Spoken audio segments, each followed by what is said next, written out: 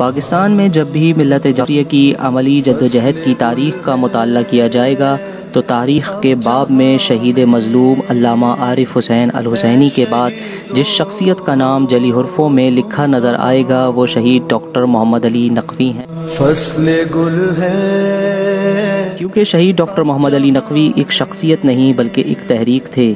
انہوں نے ملت جعفریہ پاکستان کو ایسا تحرک دیا کہ آج تک اور تا ظہور امام زماں یہ تحریک کسی نہ کسی شکل میں جاری و ساری رہے گی۔ گلستاں میں اے شہیدو،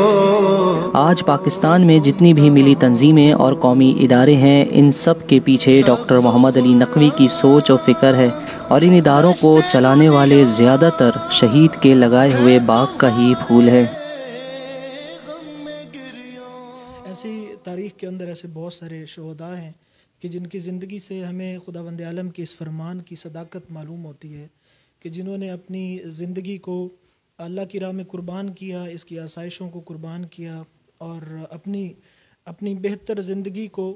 الہی ہدف کی خاطر قربان کر کے اس کی رضا کو چن لیا، تو آج اللہ نے ان کی محبت کو لوگوں کی دلوں کے اندر زندہ کر دیا ہے۔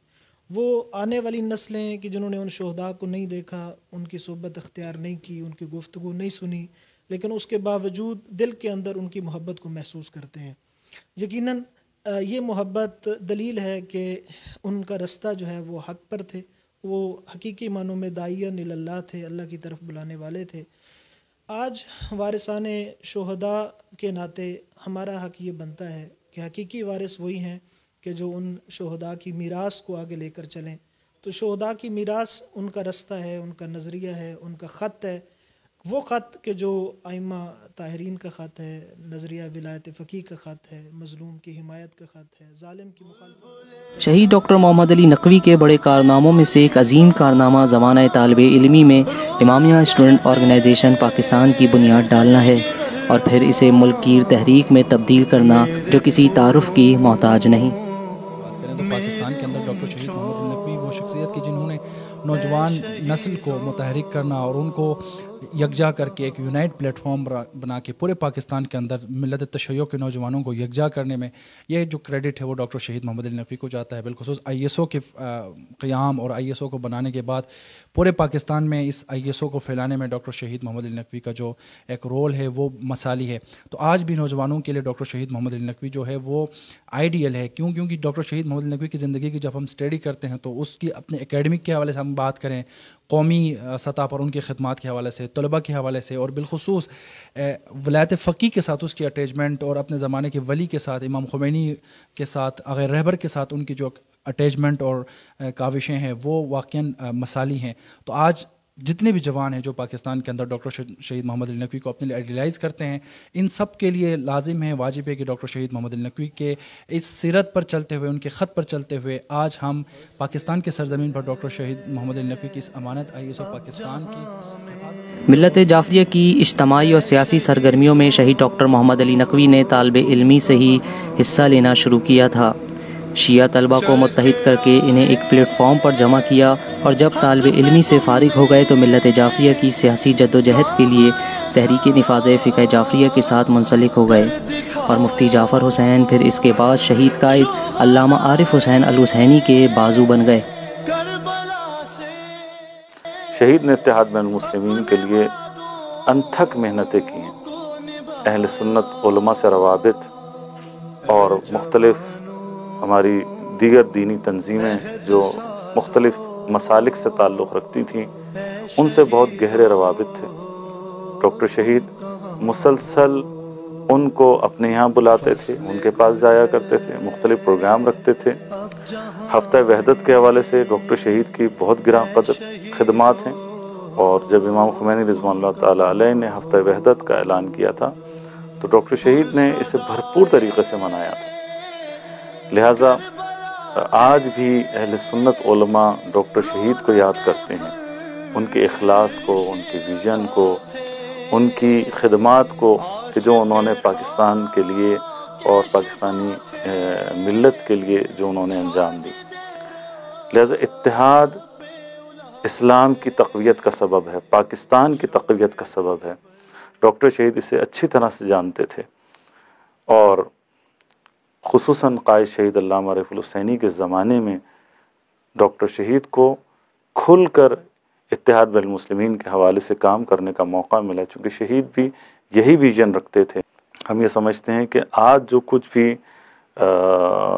کوششیں ہو رہی ہیں یہ سب تسلسل ہے شہید قائد علامہ رفیع الحسینی اور ڈاکٹر شہید کی کاوشوں اور کوششوں کا۔ آج جو ہم کام کرتے ہیں اتحاد بین المسلمین کے حوالے سے، اس کا زمینہ انہی شہداء نے فراہم کیا ہے۔ شہید ڈاکٹر محمد علی نقوی جہاں پاکستان میں اسلام کی خدمت کر رہے تھے، وہیں ان کی نظریں عالم اسلام میں ہونے والی عظیم تبدیلیوں پر بھی مرکوز تھیں۔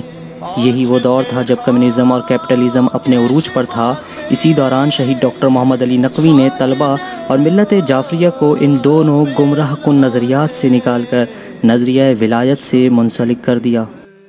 بذات خود ایک منظم تنظیم کا نام ہے ڈاکٹر شہید محمد علی نقوی۔ دنیا کے اندر جتنی بھی شخصیات کے حوالے سے اگر ہم دیکھیں کہ انقلاب اسلامی کے بعد انہوں نے انقلاب اسلامی سے وہ چنگاری لی، اور اس کے بعد انہوں نے عالمی نہضت کے لیے کاوشیں کی، کوششیں کی اور انقلاب کے لیے خدمات کی، لیکن ڈاکٹر شہید محمد علی نقوی کی ذات وہ ذات ہے، وہ شخصیت ہے کہ جس نے انقلاب سے پہلے انقلاب کے لیے کاوشیں کی، کوششیں کی، اور پاکستان کے سرزمین کی واحد شخصیت ہیں، وہ نوجوان ہیں کہ جنہوں نے انقلاب سے پہلے امام خمینی کے ان کاوشوں کے ساتھ وہ اٹیچ تھے، اور بالخصوص انقلاب کے بعد کے شہید ڈاکٹر کی خدمات اگر دیکھیں، اور ہم اگر صرف پاکستان کی اسپیسیفکلی بات کریں تو پاکستان کے اندر ڈاکٹر شہید محمد علی نقوی وہ شخصیت کی جنہوں نے نوجوان نسل کو متحرک کرنا اور ان کو یکجا کر کے ایک یونائٹ پلیٹ فارم بنا کے پورے پاکستان کے اندر ملت تشیع کے نوجوانوں کو یکجا کرنے میں یہ جو کریڈٹ ہے وہ ڈاکٹر شہید محمد علی نقوی۔ بالآخر دشمن نے آپ کو بھانپ لیا، اور 7 مارچ 1995 لاہور میں جب آپ اپنے کلینک جانے کے لیے روانہ ہوئے تو گھات لگائے دہشت گردوں نے شہید ڈاکٹر محمد علی نقوی کو ان کے باوفا ساتھی تقی سمیت شہید کر دیا۔ کے ایک مرکزی لیڈر ڈاکٹر محمد علی نقوی اور ان کے ایک ساتھی جناب محمد تقی کو قتل کر دیا۔ ڈاکٹر محمد علی نقوی آج صبح اپنے دوست جناب محمد تقی کے ساتھ گھر سے اپنی گاڑی میں اسپتال جا رہے تھے۔ راستے میں 4 مسلح افراد نے جو 2 موٹر سائیکلوں پر سوار تھے ان کی گاڑی کو روکا اور ان پر فائرنگ کر دی۔ دونوں افراد موقع پر ہی جاں بحق ہو گئے۔ پولیس نے بعض افراد کو گرفتار کر لیا ہے اور تفتیش اپنے وعدوں کو نبھایا، اے جوانوں عہد سازو، اے شہیدو تم کہاں ہو، فصل گل ہے اب جہاں میں، اے شہیدو تم کہاں ہو۔